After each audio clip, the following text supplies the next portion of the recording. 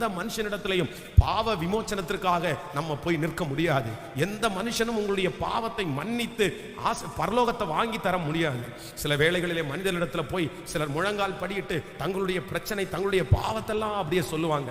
நான் சொல்றேன், ஏதாவது ஒரு கவுன்சிலிங்காக உங்களுடைய சில காரியங்களை சொல்லி ஒரு கவுன்சிலிங் பெற்றுக்கொள்ளுகிறது தவறல்ல.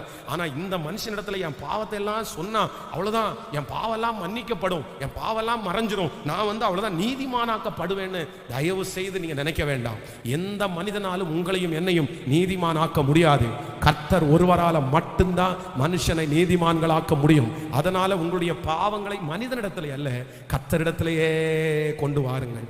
ஆமென் சொல்லுங்கள் பார்க்கலாம். மனிதனால் கூடாதவைகள் தேவனால் கூடும், மனிதனால் கூடாதவைகள் தேவனால் கூடும். நான் உங்களை ஜெபத்தோடு அனுப்புகிறேன். நீங்கள் கடந்து போய் சொல்லுங்கள், மனிதனால் முடியாதது என் தேவனால், மனிதனுடைய சிந்தனைக்கு முடியாதது கர்த்தரால முடியும். நீங்க நம்புகிற எந்த மனுஷனாலும் முடியாததையும் என் தேவன் அதை செய்து முடிக்க வல்லவராயிருக்கிறார்.